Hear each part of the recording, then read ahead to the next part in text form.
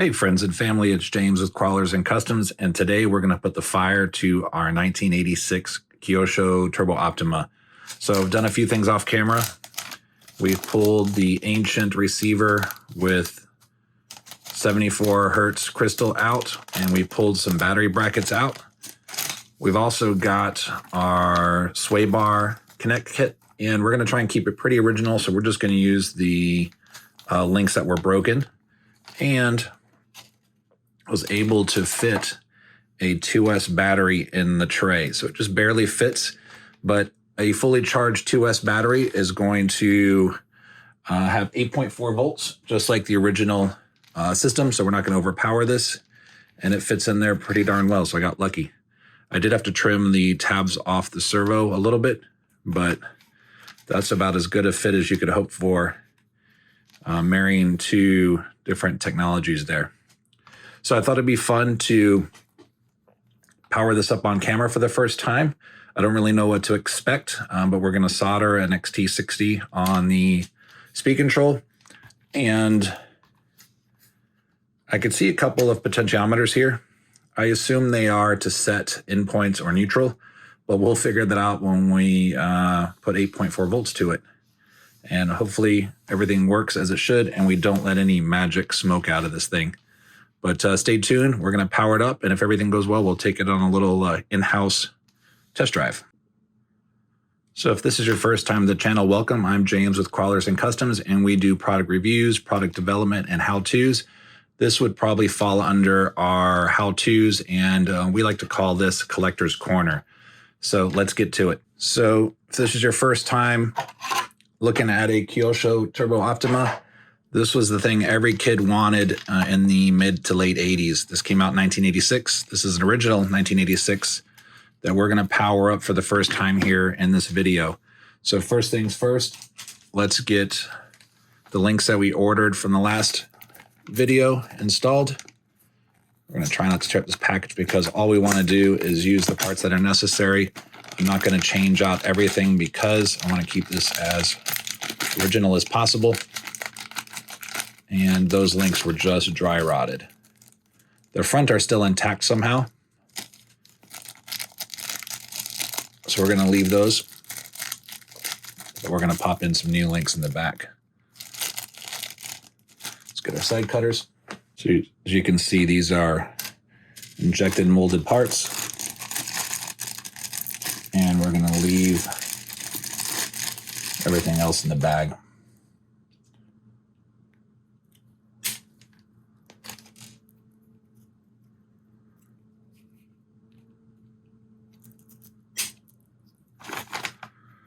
So I'm thinking these will just pop in place. Hopefully the size didn't change. Oh, there we go. Perfect.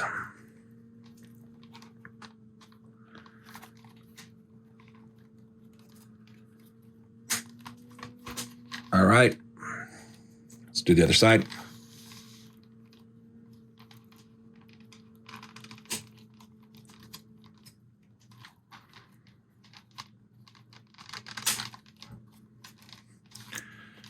All right, we've got our anti-sway bar installed.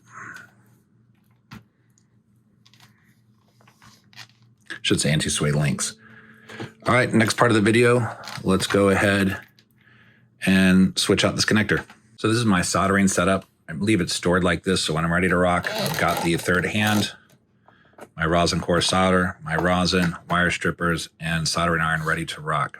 All right, so we've got our soldering station out, and rather than cut the old school lead off of the ESC, I decided to cut the lead off the battery, and we'll make a little inline adapter. So to do that, we're going to use an XT60 connector, and the square side of the connector is always the positive side, and the ESC side is the male side. So if you're looking at your battery connector, this is what the battery would look like.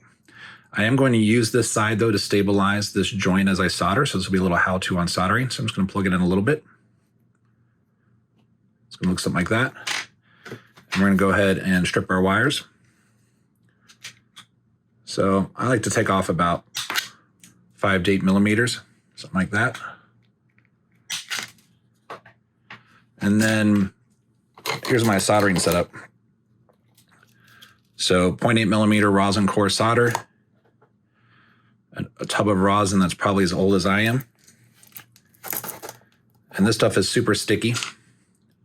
So to apply it, I like to take the cutoff portion of used zip ties and I just dip them into the rosin and then throw them away when I'm done. So that's what these little sticks are here in the shot. And we've got our third hand. This might be 3, 4, 5 hands. I'm not really sure. We're going to go ahead and set up our connector. So these have a little wire shield. Tend to forget to put that on. So if you forget a few times and make a perfect solder joint and have to redo it, you'll remember. So again, the square side is the positive side. The male side is the ESC side. The female side is the battery side.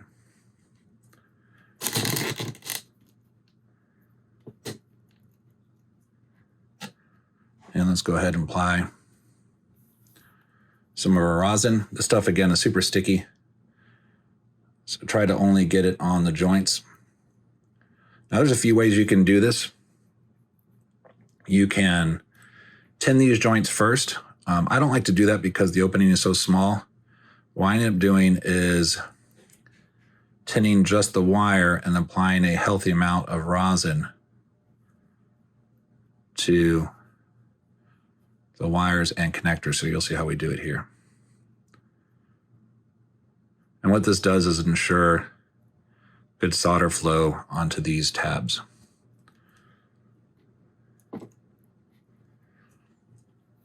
So again, we'll take some of our rosin and we'll just prep these wires.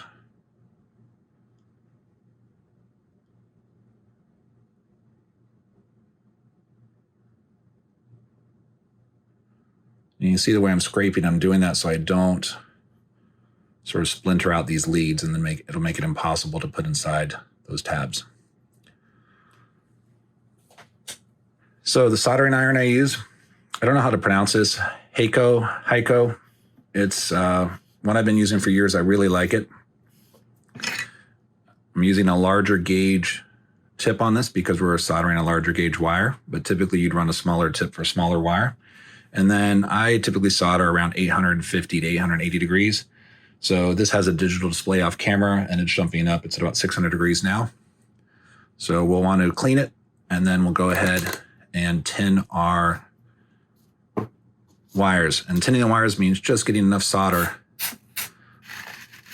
onto, so this is just water over here. We're cleaning the tip. So we're good there. Tinning the wire is just getting some heat into it. Like that. Touch the tip and get that solder to flow into the wire.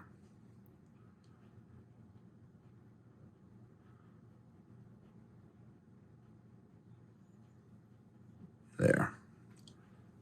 So when you've done a nice joint, we're going to put this here to see if we can show it on camera. Don't blow on it. Let that cool naturally, but you can see how shiny that is. That's what you're looking for when you've got a nice solder joint. You're looking for even shine, and we don't want to load this up with a ton of solder. So let's go ahead and tin our other wire.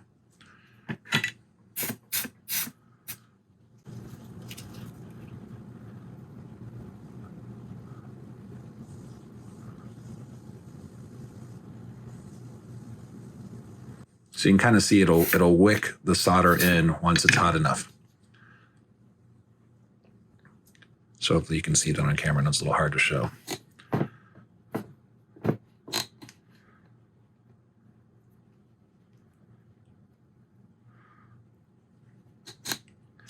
All right, so let's set up our other side. This is where you want to double check your polarity. Make sure you're not messing anything up. And what I'm going to do is use our third hand here to just line this up exactly how I want it. I found, it's not really a secret, but if you want to do a good job soldering, you got to be comfortable. If you're trying to balance things and such, you're going to have a hard time. All right, so we've got that lined up pretty well in there. Our soldering iron's at 880 degrees. And we're going to apply a liberal amount here and drop it right on. So as we reheat this wire and heat up the tab, there's a risk of putting too much heat into the plastic, which is why I have the other connector sort of halfway plugged in, which will help us keep it located correctly. All right, you can kind of see it wick in there, hopefully. And again, don't blow on the connector or the solder joint, let it cool on its own. Should be good to go now. And that's what you're after. You can see how that solder is wicked into the connector or the tab. And we've got a nice solid joint. So we're going to turn it over. Again, it's all about being comfortable. That's still warm. You're going to burn yourselves a few times soldering. That's just how it goes. I think that's part of the initiation.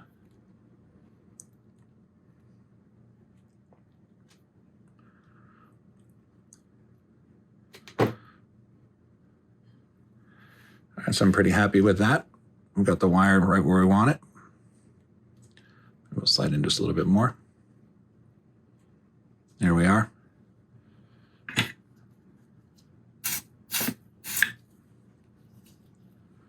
And again, we'll apply a liberal amount of solder, our rosin core solder, to the tip, and we're going to heat up that connector and wire simultaneously.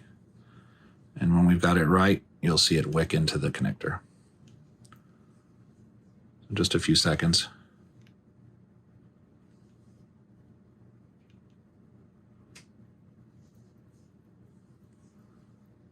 All right. Again, let it cool on its own.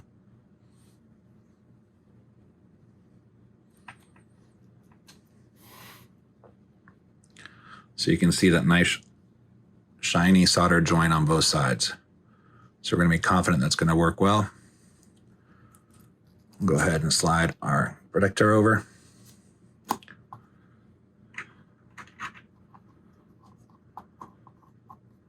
And it's still hot at this point, so be careful if you're doing this the way I am, sort of running it hot. It'll take a few minutes for that to cool back down to room temperature.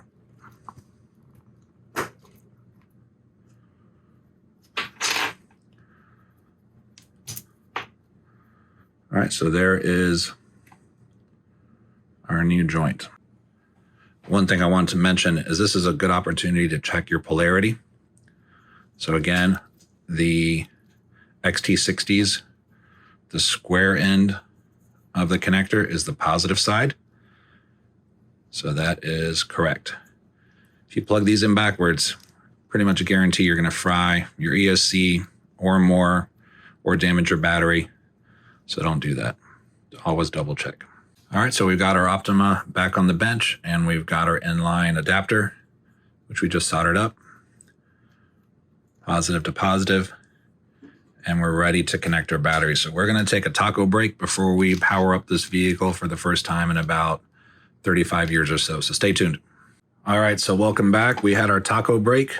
Importantly, we've got about a half tank of Mountain Dew in the system. So hopefully that blesses everything here. But just in case it goes south, what I did to protect my bench and also the electronics is I went ahead and zip tied the chassis down to this block so it's up in the air. We've got our inline adapter ready. So as soon as we plug the battery in, our 2S pack, we're going to go live. And we've got our super modern Spectrum receiver ready to go. So we're going to go ahead and stick this down. And we'll hope for the best here, but I think it's going to be fun just to do this in real time and see what happens. I'm pretty excited. This buggy hasn't had power in it for about, let's see, 86 to 22. Is that 36 years? So one thing to remember when you're plugging in electronics like receivers here, channel 1 is to turn, channel 2 is to burn. So it's an easy way to remember.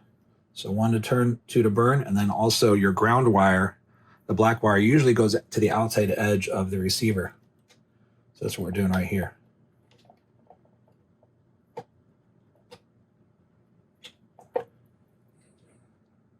So these really old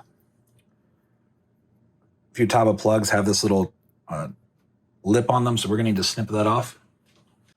I'm going to be careful not to damage the rest of the connector while doing that. So I'm just using some side cutters here. Trim a little bit more. These are exacto. All right, that looks good. Yeah, it's a nice encase on this old ESC. So we're going to trim that little tab off the side of the servo connector. This is the ESC connector. All right, that one snapped off a little bit cleaner.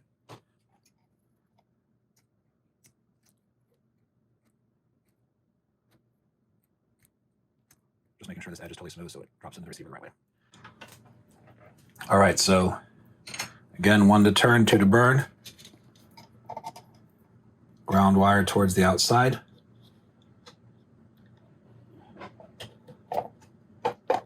There you go. Let's do the ESC. Let's go ahead and power up our transmitter.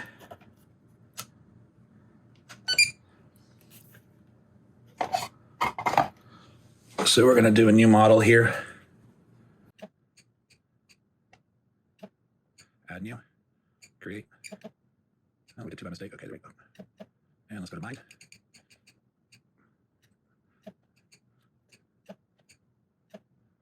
All right, and I go to bind. Bind. All right, so we got our transmitter in bind mode. Here's the moment of truth. Let's make sure the dew's out of the way. So as soon as we plug this 2S pack in, we're going to have power. What I'm going to do is hold down the bind button on the receiver, and let's see what happens. I'm not really sure what to expect. So let's go. So we got our bind button down. We're going to plug it in. All right, that's a good sign. I saw the servo tweak there a little bit. No smoke. We're in bind mode. It's hard to see, but we got our receiver blinking. And let's go into bind.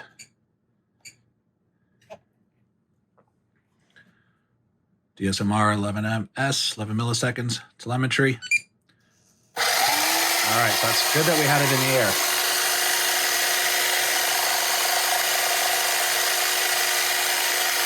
It's in reverse. Steering works. Or it did. Now it's not. There goes the steering. So let's spin it. We're going to unplug it, spin it around. All right, so it's good that we lifted this up. That could have been way more dramatic. But it seems like we need to adjust neutral. And that's what these potentiometers are probably for, but we don't know. So we're going to have to play around. That is too big. Let's go to a smaller Phillips. Let's see if I even have one. That's small. And we'll come back in a second with some tools. All right, so we're back with the small Phillips, and I can see a couple of open windows here with potentiometers. I don't know what they do, but I know that's how we used to adjust them back in the day. So we're going to plug this in again, and it's going to run in reverse apparently until we figure out how to adjust it.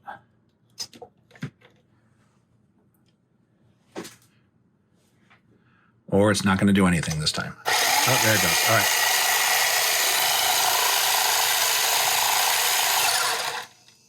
That did something. All right. Well, now we've got nothing going on this ESC. Let's turn that again. Just turned it a quarter turn there, so. Oh, okay, so we got a light here on our ESC, just behind my thumb there. It's a red light. It goes out when we turn it to the right. Oh, I saw green. Let's see if we could get it to green. I don't know what that means, but I assume it's good. Just passed it again. Let's try this. All right. So that ESC is definitely doing something. What? I have no idea. Let's try the other potentiometer. Oh, we went to green. Let's see what this does. All right, so we're giving it throttle, but we're not getting any action.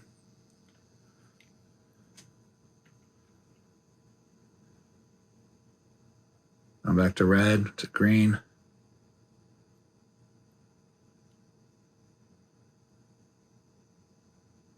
So that LED seems to change brightness as we turn this potentiometer. So it's going dimmer.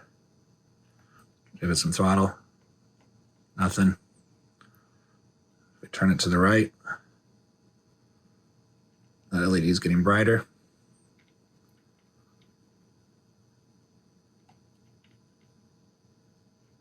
And it finally goes red. So I can see that ESC is definitely responding to our inputs, but we're not getting anything out. And I'm not sure if there's even a potentiometer in this port. So we might take a break here so we can do a little Google researching and figure out how to adjust this ESC. I don't even know which one it is, but we'll come back in a few minutes. All right, so we're down to a little under half a tank on the dew. After some internet research, I'm having trouble identifying the speed control, but one of the pots is probably the neutral pot and the other is probably the throttle. So since it went in reverse from the beginning, I'm going to try and reverse my throttle channel. And actually, we need to reverse the steering, so we're going to do that now. Noticed that earlier. Reverse throttle. Bind at low throttle to reset failsafe. Got it. All right, let's plug it in, just see what happens this time.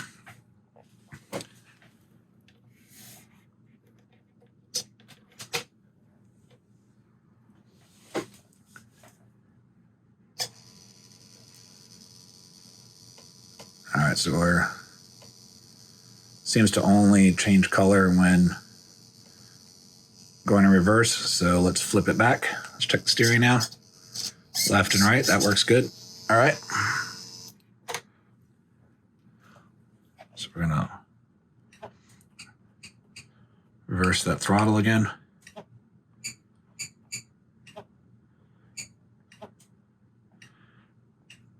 All right, let's plug it back in. We'll wait for power. So I'm going to go ahead and give it full throttle and then turn these. We're going to carefully see if we can get some action. Trying to catch my fingers here on the tire.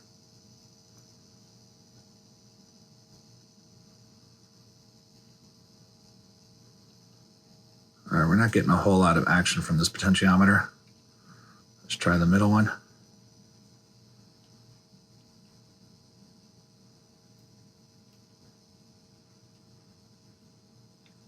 It's a little hard to see, but there's an LED that I'm looking at inside the speed control. It's out right now. There, it's back on. So it's reacting as I give throttle inputs, but assume red is bad and green is good. Just try the extremes. Again, we're getting nothing. So this may explain why this buggy was parked.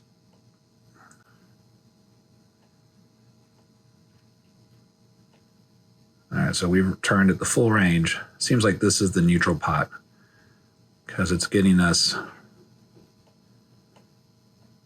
Yeah, so if we give it throttle, or we give it brakes, we get those different colors.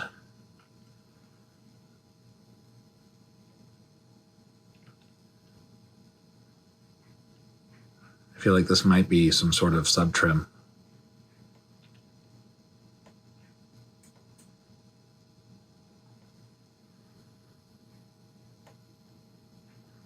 All right, I don't even know if there's a potentiometer in this other hole. I can't see anything. Let's see if we can shine our light in there. No, I don't believe so. So I just see that single LED and the two potentiometers here. So that may explain why this was parked. Seems like we might have a dead ESC here.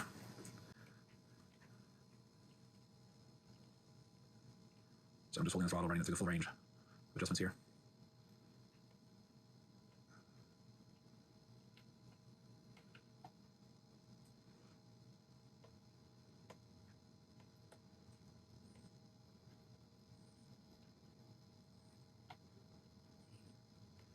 All right, so maybe that explains why our Turbo Optima was in such good shape, because this ESC seems to be dead. Could be wrong, but I don't see any other adjustments. So let's pop a new ESC in here.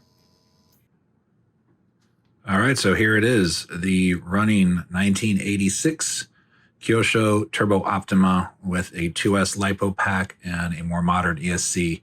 Now, in retrospect, as we were troubleshooting earlier, I recognized that that original ESC was probably okay, and our brushed motor was just probably worn out or not making good contact, which made it pretty impossible to adjust.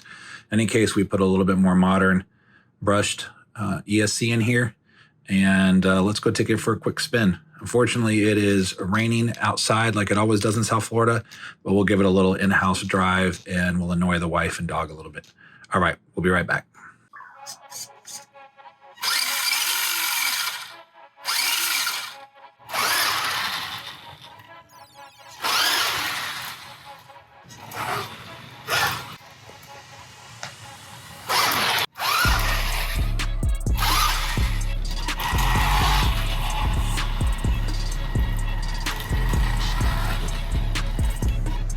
All right, there you have it, our first test drive. It's not perfect. We might need to replace that motor. As you can see, it's sort of intermittent. And the steering servo is definitely weak compared to what I'm used to, but it works. We didn't set anything on fire and we drove it. So that was the first time that this buggy's been driven in over 3 decades. Let me know what you guys thought. I will probably run this in the dirt at USTE 2023 in February near Orlando. And if you like this video, don't forget to leave a like and subscribe and comment below. Let me know what you guys thought about this thing. I'm really stoked on it. All right, have a good night, everyone. Thanks.